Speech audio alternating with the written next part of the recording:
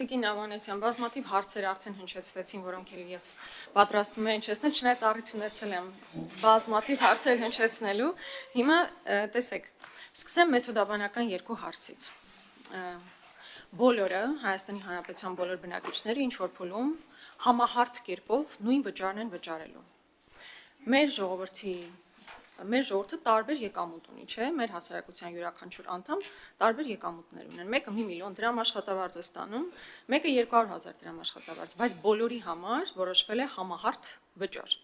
Ուզում եմ հասկանալ մեթոդաբանական առումով, որքանով էր սա տեղին, որ եւ 1 միլիոն ստացող աշխատավարձ ստացող մարդն է վճարելու փաստացի 130,000 վճար եւ 200,000 ստացող կամ մինչեւ 200,000 ստացողը։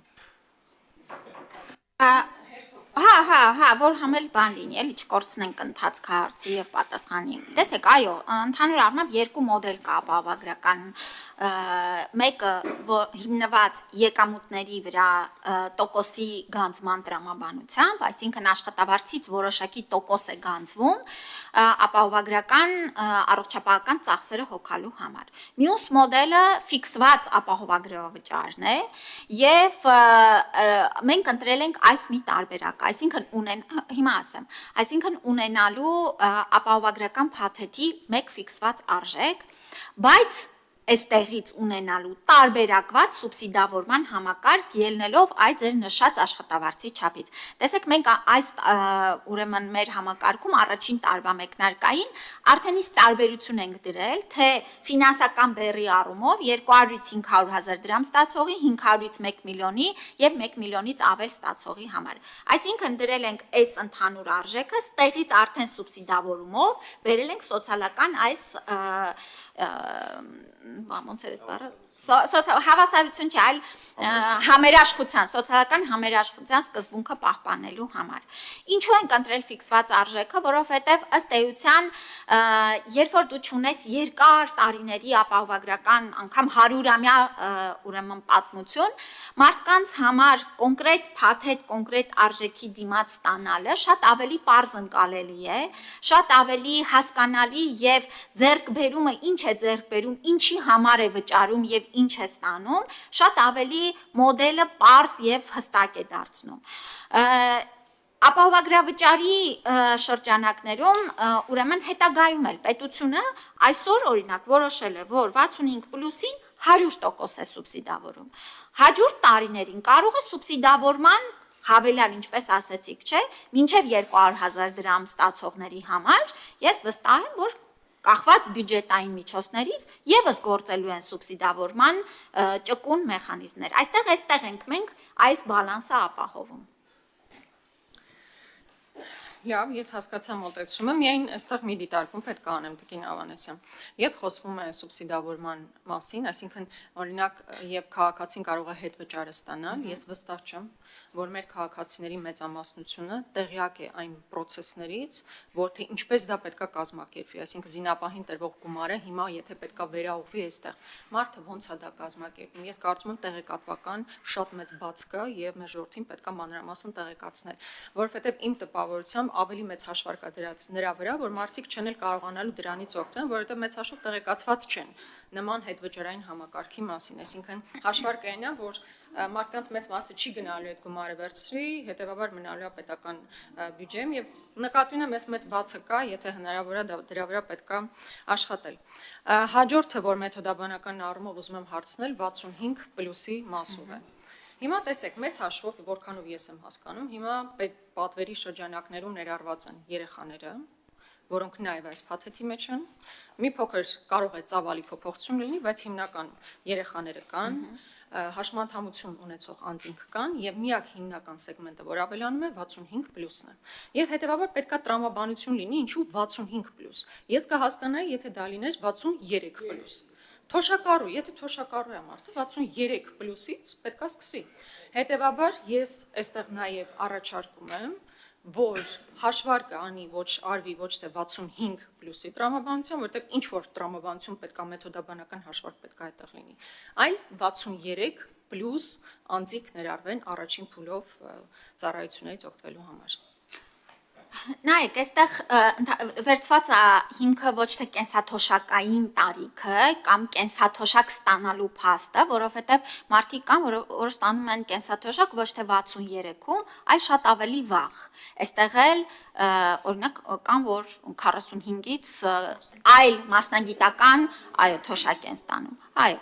Եվ տրամաբանությունը ունենալ տարիքի 65+-ը, դա կախված է մեր բյուջետային հնարավորություններից, այսինքն մեր հաշվարկները եւ մեր կարողությունները այս պահին բյուջեի հնարավորություն են ընձեռել մեզ ներառելու 65+-ը 400,000-ից ավել քաղաքացի։ Սա իսկապես շատ մեծ թիվ է եւ որպես առաջին մեկնարկային խումբ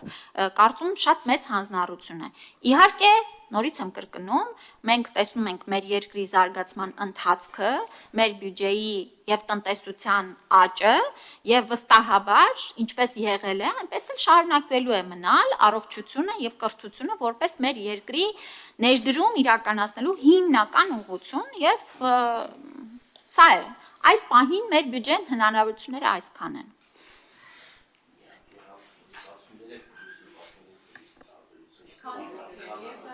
Բավական մեծ է։ Քանի հոգու մասին է խոսքը, Տիկին Ավանեսյան, եկեք պրակտիկ մինչև 100,000 հոգու։ Իսկ այդ 100,000-ից քանիսն է, որ աշխատող 200,000 եւ ավելի աշխատավարձ է ստանում եւ ցես տենես մտնելու են այս ցանկի մեջ։ Եթե դա անենք, դա կարող է շատ քիչ թիվ մնա։ Անել եք։ Տիկին Գյուրական, մենք այս որպիսի ստանանք 1000 ու մի ձև ռակուրսներով հաշվարկներ են կարել։ 1000 ու մի ձև տարբերությունը, որի ճարը չենք գտել։ Դե Տիկին Գյուրական ջան, 400,000 հոգու ճարը գտել ենք եւ այդ ա եղել մեր հնարավորությունը։ 100,000-63-ից 65 տարեկանների մեծ մասը հիմնականում աշխատող են եւ չի բացառվում, որ դրանցից բավականին մեծ քանակություն 200,000 եւ ավել աշխատավարձ ստացող կլիներ։ Իսկ նաեւ այն մյուս սոցիալական խմբերի մեջ կարող էին մտնել հաշմանդամությունը, տակը ինչ կգնա։ Կարող է շատ քիչ թիվեր, միգուցե այդ ռիսկին գնային։ Իհարկե։ Տիկին Ավանեսյան, ես շարունակում եմ պնդել, որ պետք է աշխատել 63+-ը հենց առաջին փուլով ներգրավելու համար, որովհետև իմ գործընկերներն էլ արդարացիորեն նշում են, որ 100,000 մարդու մասին է խոսքը։ Հիմա եթե 400,000 գումարած երեխաներ, գումարած հաշմանդամություն ունեցող անձինք ինչ որ ձև հաշվարկվել է, այսինքն եթե օրինակ 12,600-ի փոխարեն 13,000 դրվել, եթե այդ գումարը, այսինքն հաշվարկ անենք, հնարավորություն կգտնվեր միանշանակ, որովհետև երբ որ ասում է 65+, պետք է բոլոր թոշակառուները, այսինքն տրամաբանություն պետք է լիներ, հստակ մեթոդաբանություն պետք է լիներ, որ 63+-ը բոլորը ներառված լինեն առաջին փուլով։ Ես հիմա սա, չգիտեմ, գրավոր առաջարկների նաև հնարավորություն է լինելու, սա ներկայացնել եմ նաև գրավոր առաջարկությունների տրամաբանության մեջ։ Հաջորդը ծածկույթի մասին շատ խոսվեց, բայց հիմա տեսեք, ես իհարկե որպես ազգային ժողովի պատգամավոր հասկանում եմ, որ պետքա օրենքը ընդունվի, հետո համապատասխան որոշումը կայացվի, թե ծածկողականությունը մանրամասն ինչպիսի տեսք պետք է ունենա։ Բայց ազգային ժողովի պատգամավորը օրենք ընդունելիս դա իր ձեռքի տակ պետք է ունենա։ Հասկանալու համար ճիշտ հաշվարկ արված, ճիշտ հաշվարկ չի արված։ Օրինակ, եթե սոցփաթեթը 36,000 է, սա էլ մոտավորապես 130,000 է պետպատվերը։ Բա մեր ձեռքի տակ չլինի, հասկանանք, հիմա օբյեկտիվ process է գնում, թե այստեղ ինչ-որ խնդիրներ կան։ Ես առաջարկում եմ, մինչև օրենքի ընդունումը, իսկ դա լինելու է հաջորդ շաբաթ, ազգային ժողովի պատգամավորները հասանելիություն ունենան այդ փաթեթին։ Եթե օրենք ընդունելուց հետո դուք պետք է գնաք կառավարության նիստում դա հաստատեք, նշանակում է դուք արդեն աշխատել եք։ Պետք է ձեզ մոտ լինի, չէ՞, փաթեթը։ Ես ճիշտ եմ հասկանում, չէ՞, դուք փաթեթը արդեն ունեք։ Եթե փաթեթն ունեք, կարծում եմ պատգամավորներին փոխանցելու խնդիր չի առաջանում։ Տիկին Գրիգորյան, դուք որպես պատգամավոր իրավունք ունեիք այս տարիների ընթացքում հարցում ուղարկել եւ նախագծային փաստաթղթերին վերաբերյալ կունենայիք հավելյալ պատասխաններ։ Այս նորից եմ կրկնում, ես իմ խոսքում ասեցի, հարց նորից տալու կարծում եմ կարիքն էլ չկա։ Ես շեշտեցի, որ հաշվարկները մեթոդաբանությունը, դրանք ամբողջական մի փաթեթ են, որոնց վրա մենք զուգահեռ աշխատել ենք, աշխատում ենք։ Դրանք օրենք ընդունվելուց հետո կվերջնականացվեն եւ արդեն կդրվեն կառավարության քննարկման եւ ընդունմանը եւ կլինեն հասանելի։ Եվ ընդհանրապես օրենքները ընդունելուց հետո ենթաօրենսդրական ակտերին կարծում եմ ազգային ժողովը ծանոթ չի լինում, երբ որ օրենքը ընդունում է։ Օրենքը ընդունվում է, հետո ընդունվում են կառավարության որոշումները եւ դառնում են դրանք հանրային։ Ձեր առաջի առաջարկի հետ կապված, գիտեք, այստեղ բան չի էլի, որ այսպես ասես, դե լավ մի քանի հոգի են, դե լավ մի 10,000 դրամ է, դե լավ մի 1000 դրամ է, բա չկա այս ամբողջ աշխատանքը մանրակրկիտ կոպեկ հաշվարկի արդյունք է, որ հնարավոր է դարձել 400,000-ից ավել քաղաքացիների ներառել ապահովագրական համակարգ։ Մենք այդպես մոտավոր բաներ չենք կարող անել եւ ընդհանրապես մեր սկզբունքն է լինել իրատեսական, մեր տված այն ինչ որ մենք երաշխիքներ տալիս ենք, որպիսի լինեն դրանք հստակ եւ իրական։ Այո, մեր ցանկությունն է եղել ոչ թե այսօր, այլ 90 թվից, որ մեր բոլոր քաղաքացիները ունենան առողջության հասանելի ծառայություններ։ Հիմա այս տարիների ընթացքում դրանք ավելացել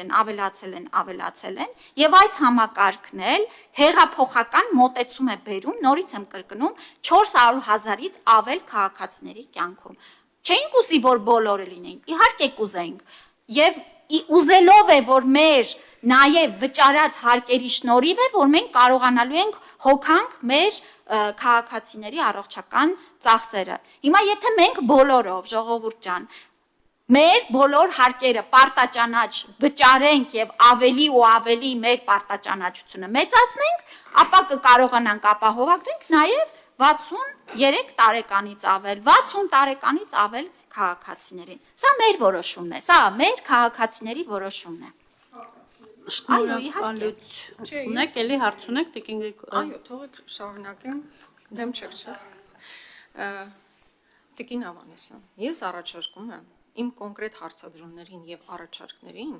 ոչ թե տեղափոխել պաթետիկ ելույթների դաշտ, այլ կոնկրետ արձագանքել։ Օրինակ 64 տարեկան մեր սիրելի հայրենակիցը ինչու հիմա չպետք է ստանա այդ նույն պաթեթը, ինչը ստանում է 65+-ը։ Դուք ասում եք, դա հաշվարկի հարց է, էլի հաշվարկի հարց է, բա ասում եք 4 տարի աշխատում ենք, 4 տարվա մեջ նենց աշխատեիք 63+-ից լներ։ Բայց ձեր աշխատանքը ո՞նց է դրսևորվում, ես դա չեմ կարողանում հասկանալ։ Կամ է որ ասում եմ, փաթեթը պետք է արդեն ձևավորված լինի, ասում եք մենք դեռ աշխատում ենք։ Հասկանում եք, հունվարի 1-ից մի ամիս հետո process-ը պետք է սկսվի, դուք դեռ փաթեթ չունեք ձևավորած։ Եկել եք ազգային ժողովին։ Տիկին Գրիգորյան, չէ, բայց դուք էլ մանիպուլյացիաներ մի արեք եւ իմ ելույթներին գնահատականներ մի տվեք։ Ձեր պաթետիկ հարցերին ես կպատասխանեմ։ Հարգելի գործընկերներ, խնդրում եմ խոսեք հերթով։ Ես էլ դա առաջարկում իմ հերթն էր խոսելու։ Տիկին Ավանեսյան, եթե հունվարի 1-ից սկսած պետք է process-ը առաջ գնա։ Ես չեմ կարողանում հասկանալ, թե դուք մինչև հիմա ոնց չեք ձևավորել արդեն այդ գնացուցակները, ծածկույթ, օրինակ ես սոցփաթեթի մասով հանել եմ։ Ամբողջ ցուցակը կա, գիտենք, որ ծառայության համար ինչքան գումար է նախատեսված, սոցփաթեթը իր մեջ ինչ է ներառում, պետպատվերն իր մեջ ինչ է ներառում։ Հիմա ինչ մի դժվար բան կա, եթե մի ամիս հետո պետքա գործընթացը գնա։ Արդեն դա պատրաստած լինեիք, մեզ էլ փոխանցեիք, մենք էլ իմանայինք, ձեզ էլ գովեինք, ասենք, ես ինչ լավ փաթեթ եք ներկայացնում։ Ինչն է խնդիրը, այսինքն դուք չեք տեսնում, որ դուք ուղղակի մեծ բաց թողում եք ունեցել։ Այսօր ուզում եք ազգային ժողովի պատգամավորը քվեարկի մի օրենքի համար, որի ամբողջական պատկերացումը դուք այս բանին դեռ չունեք, ասում եք մենք աշխատում ենք փաթեթի վրա։ Ես դա կարծում եմ շատ մեծ բաց թողում է։ Ուրեմն ես նախ կխնդրեմ իմ խոսքերը չխեղաթյուրել եւ ես ձեր հարցին կոնկրետ հստակ պատասխանեցի եւ ձեր հարցին պատասխանեցի 4-րդ անգամ այլ մարդկանց պատասխանների շրջանակներում։ Փաթեթները կազմված են, դրանք նախագծեր են, կառավարության ենթաօրենսդրական նախագծեր են։ Ենթաօրենսդրական նախագծերը կվերջնականացվեն, երբ որ օրենքը կհաստատվի։ Մենք,